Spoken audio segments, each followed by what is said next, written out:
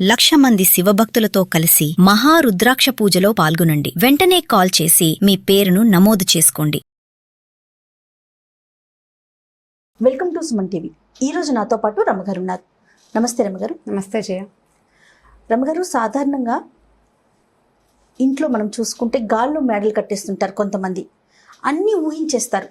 ఎప్పుడో ఏదో జరుగుతుంది, నేను పెద్ద అయిపోతాను, చాలా మంచి ఉద్యోగం వచ్చేస్తుంది. ఫర్ ఎగ్జాంపుల్ చెప్తున్నాను, ఒక పెద్ద బిల్డింగ్ కట్టేసుకుంటాను, ఇలా ఉంటాను, అలా ఉంటాను, ఊహలు అనమాట. మన ఊహల్ని మన పిల్లలు కూడా దాంట్లోనే జీవించేస్తూ ఉంటారు, ఊహల్లోనే జీవించేస్తూ ఉంటారు. సాధ్యపడవచ్చు లేదా పడకపోవచ్చు. ఇదైతే కరెక్ట్ పద్ధతి కాదేమో అనిపిస్తూ ఉంటుంది నాకు, గాల్లో మెడలు కట్టడం అనేది. దీన్ని మనం ఎలా కంట్రోల్ చేయాలి, పిల్లలకి ఎలా ఆప్ చేయాలి మనం? అంటే ఇది మంచిది కొన్ని విషయాల్లో, పనికిరాదు కొన్ని విషయాల్లో.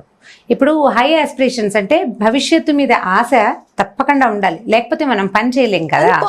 అది పాజిటివ్గా భవిష్యత్తు మీద ఆశ అంటే, ఇప్పుడు ఎగ్జామ్ పాస్ అయ్యాక ఒక పరీక్ష రాస్తున్నాడు అనుకుందాం, ఎవడో ఒక కుర్రాడు. ఈ ఎగ్జామ్ అయ్యాక ఇంటర్వ్యూస్ వస్తాయి, రకరకాల కాల్ లెటర్స్ వస్తాయి, ఇంటర్వ్యూలు వస్తాయి. ఓ ఇంటర్వ్యూ అది ఫేస్ చేయడం, ఉద్యోగం రావటం, అంత మటుకు ఓకే. ఉద్యోగం వచ్చిన తర్వాత తను ఉండబోయే ఊరు, కొనబోయే ఇల్లు, కట్టుకోబోయే బట్టలు, వాటన్నిటి మీద కూడా ఆలోచిస్తుంటే ఈ ఊహ పెరిగే కొందికి ప్రజెంట్ సిచ్యువేషన్ మీద నుంచి దాటిపోతాం. మీరు అన్నట్టు పాజిటివ్గా ఉండాలి. ఎలా?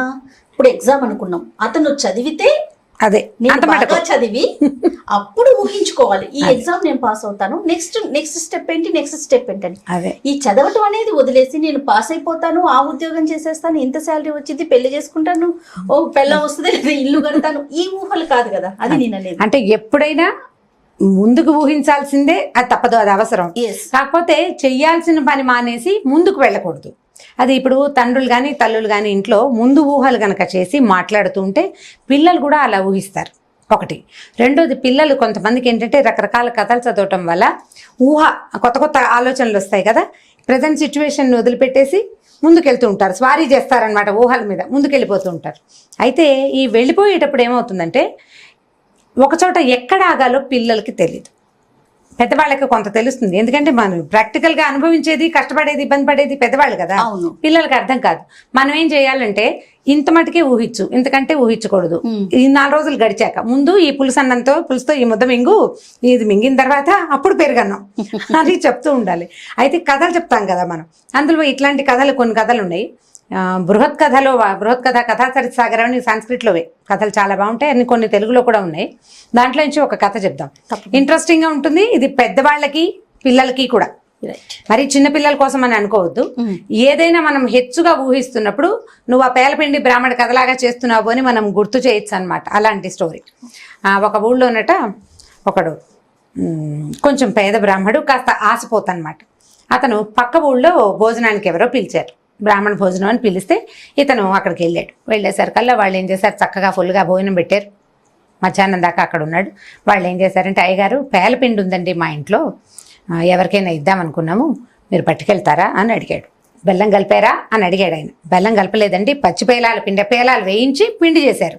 నువ్వు కావాలంటే బెల్లం కలుపుకుని కుడువులు చేసుకోవచ్చు, లేదా ఒట్టి పేలపిండి బెల్లం నెయ్యి కలుపుకుని ఒట్టిగా తినచ్చు. పేలపిండి అంటే అర్థమైంది కదా, జొన్న పేలాలతోటి వాటితోటి చేస్తారు. సరే, ఒక కుండ నిండా పేలపిండి పోసారు వాళ్ళు. పోసి ఆ కుండనెత్తి బ్రాహ్మడి చేతిలో పెట్టారు, దండం పెట్టి ఏదో ₹1 దక్షిణ ఇచ్చారు. వెళ్ళి మళ్ళీ అవసరమైతే పిలుస్తామన్నారు. ఈ బ్రాహ్మడు ఈ పేలపిండి చంకలో పెట్టుకుని వెళ్తున్నాడు. కొంచెం దూరం వెళ్ళాక ఏమైంది, మధ్యాహ్నం ఫుల్గా భోజనం చేశాడు కదా, 3:30 అయ్యేసరికి నిద్ర వస్తున్నట్టుంది అతనికి నడుస్తుంటే. 2 గంటలు పడుకుని కొద్దిగా చల్లబడ్డాక అప్పుడు వెళ్దాం అనుకున్నాడు. ఈ వెళ్తున్న దారిలో ఏవో చెట్లు చేమలు ఉంటాయి కదా, పల్లెటూళ్ళంట, చిన్న అడవి లాంటిది ఉందన్నమాట. సరే, ఒక చింత చెట్టు కనపడింది. సరే, చింత చెట్టు అంటే పెద్దగా దట్టంగా ఉంటే కిందంతా నీడ ఉంటుంది. ఈ పేలపిండి కుండని తువ్వాలకు కట్టి దాన్ని వేళ్లాడేశాడు పైన. కుండ కింద పెడితే ఏ పురుగో పొడి ఏదైనా ముట్టుకుంటాయి కదా, కుక్కలు నక్కలు లాంటివి వచ్చి వాసన చూస్తాయి, కుక్కలు వస్తే మరీ పాడైపోతుంది. అందుకని కొంచెం పై ఎత్తుకి వేళ్లాడేశాడు, బాగా చేతికి అందేలాగా. ఆ బ్రాహ్మడు సామాన్యమైన వాడే, పొడుగాటి వాడి పైన ఎక్కడో ఒకట్లా కొంచెం చేతికి అందేటట్టు కట్టాడు. సరే, ఏం చేస్తాడు, ఈ కింద కాస్త కాళ్ళు చప్పుకుని పడుకుని ఆ కుండకేసి చూస్తుంటే, ఆహా, 10 రోజులకి సరిపడా భోజనం దొరికింది కదా, సాయంకాలాలు ఎంచక్క అంత బెల్లం కలుపుకుని నెయ్యి వేసుకుని తింటే ఇక రాత్రి భోజనం తగ్గిపోతుంది, రాత్రి బియ్యం తగ్గిపోతాయి, రాత్రికి అంత అన్నం తినాలి మామూలుగా అయితే, పేలపిండి తింటే ఇంతే మజ్జిగ అన్నం తింటే సరిపోతుంది, ఇది హెవీగా ఉంటుంది అనమాట అని ఆలోచించాడు. ఆలోచిస్తే అప్పుడు అతనికి అలా ఊహలు సాగుతున్నాయి అనమాట. నిద్ర బాగా పట్టలేదు, ఊహిస్తున్నాడు. కరువు రోజులు, ఆహారానికి బోల్డ్ అంత డిమాండ్ ఉంది. ఇప్పుడు కొన్నాళ్ళకి ఇంకా కరువు పెరిగి పేలపిండికి డిమాండ్ గనక వస్తే, ఒకవేళ పేలపిండి ఎన్ని డబ్బులు కమ్ముతాం, ఒక డబ్బులు కమ్మటం, పేలపిండి అమ్మగా వచ్చిన డబ్బులతోటి 2 మేకలు గనక, ఒక ఆడని మొగని గనక కొనుక్కుంటే, ఈ 2 ఆడ మగ ఊరుకుంటాయి ఏమిటి, 6 నెలలు అయ్యేసరికి పిల్లల్ని పెట్టవు, చెరుకో 2, 3, 4 పిల్లల్ని పెడతాయి. 4, 6 పిల్లలు అయిన తర్వాత ఈ 2 పెద్ద మేకల్ని అమ్మేసి ఓ గేదెని కొనుక్కోవాలి. గేదె కూడా ఏళ్ళకి 2 ఏళ్ళకి ఓసారి ఇంతుంది. అప్పుడు ఒక గేదె 2 ఏళ్ళు తిరిగేసరికల్లా 2 గేదెలు అవుతాయి. పిల్లని ఉంచుకుని తల్లిని అమ్మేయాలి. తల్లిని అమ్మేశాక గేదెని అమ్మేస్తే ఏమవుతుంది, కొంచెం కాస్త ఎక్కువ డబ్బులు వస్తాయి కదా. పైగా ఆల్రెడీ 1-2 పిల్లలు ఉన్న గేదె, కడుపుతో ఉన్న గేదె అంటే చూడి గేదెని అమ్మితే డబ్బులు ఎక్కువ వస్తాయి. చూడి గేదె అంటే మరి కన్నాకు ఈనిన తర్వాత బోల్డ్ పాలిస్తుంది కదా. సో అప్పుడు వచ్చే డబ్బులతోటి ఒక చిన్న ఎడ్ల జత ఒక దాన్ని కొనుక్కుంటే చాలా బాగుంటుంది. ఈ ఎడ్ల జతను కొనుక్కున్న తర్వాత ఊళ్ళో మడకలు కడతారు, అంటే నాగలు కట్టి దున్నుతారు కదా. ఆ పొలం పనులకి 4-5 సంవత్సరాలు, 4-5 నెలలు, ఏళ్ల దాకా ఆయన ఆలోచించలే. నెలలు తిప్పేసరికల్లా ఏమవుతుంది, ఈ పొలాల్లో దున్నుతుంటే ఎక్కడో ఒక చోట నాకు లంకె బిందెలు దొరుకుతాయి. ఒక బిందె దొరికితే ఇంకేముంది, ఆ డబ్బులు పెట్టి చక్కగా ఓ పెద్ద ఇల్లు కట్టుకుని, ఆల్రెడీ మన దగ్గర ఎన్ని ఉన్నాయి, మొదట మేకలు ఉన్నాయి, తర్వాత గేదెలు ఉన్నాయి, తర్వాత ఎడ్లు ఉన్నాయి. ఈ ఎడ్లకి ఇంటికి మధ్యలో మరి నాగళ్ళు ఉన్నాయి. ఇప్పుడు ఇదంతా ఏర్పరచుకున్న తర్వాత చక్కగా ఇంటికి చుట్టుపక్కలంతా పళ్ళ తోటలు, సపోటాలు, దానిమ్మలు, ద్రాక్ష, ఇక 5-6 చప్పన్న ఫలాలు, 5-6 తోటి ఆగలేదన్నమాట. మొత్తం అన్ని రకాల పళ్ళ తోటలు వేసేసుకోవటం. అక్కడి నుంచి చక్కగా లక్షణంగా ఒక అందమైన పిల్లని చూసి పెళ్లి కూడా చేసుకోవచ్చు. నేను పెళ్లి చేసుకున్న తర్వాత, పెళ్లి చేసుకున్నాక ఓ ఏడాదికి కొడుకు పుట్టాడు ఆయనకి. ఏడాదికి పుట్టిన కొడుకు పిల్లాడు ఏడుస్తున్నాడు. ఏమే భార్యని ఎత్తుకోమన్నాడు. ఈయన చేతులు చెప్తున్నాడు ఎత్తుకొని. భార్య పనిలో ఉండి తీసుకోలేదు. మాట వినవా అని పక్కనున్న కర్రతోటి పెడేయాలమని ఒకటి కొట్టాడు భార్యని. ఈ కొట్టిన కర్ర దెబ్బ ఎక్కడ పడింది, పేలపిండి వెళ్ళాడేసాడు చూడకుండా దాని మీద పడింది. ఆ కుండ పగలటం ఏంటి, దబ్బమని మొత్తం పిండి అంత పేలపిండి అంటే డస్టీగా ఉంటుంది కదా, ఈయన మొహం నిండా పడింది. మొత్తం కుండ బద్దలై అంతా కింద మీద అయిన తర్వాత అప్పుడు ఆయనకి తను ఎక్కడున్నానో జ్ఞాపకం వచ్చిందనమాట. ఇప్పుడు పేలపిండితో మొదలుపెట్టిన కథ దాంతోటే ఎండ్ అయిపోయింది. కనీసం గుప్పెడు పేలపిండి సాయంకాలం తినడానికి కూడా మిగలేదు. కుండ పైన కుండని కనుక పగలగొడితే అందులో ఏం మిగలదు కదా, మొత్తం నేలపాలైపోతుంది. మొత్తం పిండి అంతా నేలపాలయ్యాక ఆ మొహం మీద పడ్డారు. చిటికెడు నోట్లో వేసుకున్నా బెల్లం లేదు అందులో, అది తీయగా ఉండదు, చప్పగా ఉండి దగ్గు గొట్టొచ్చేస్తుంది. మంచినీళ్ళు కావాలి. సరే ఇంకేం చేశాడు, అయ్యో దేవుడా నేను ఊహించి ఉన్నది కూడా పాడు చేసుకున్నానే అని ఏం చేశాడు, ఆ కొండ అక్కడ వదిలిపెట్టేసి ఆ తువాలు మాత్రం నెత్తిన మీద కప్పుకుని మెల్లిగా ఇంటి దారి పట్టాడు. ఇప్పుడు గాల్లో మేడలు కడితే మనం ఎక్కడున్నామో అక్కడే ఉండిపోతాం. ముందుకి వెళ్ళడానికి మేడ కట్టకూడదు, మెట్లు ఎక్కాలి.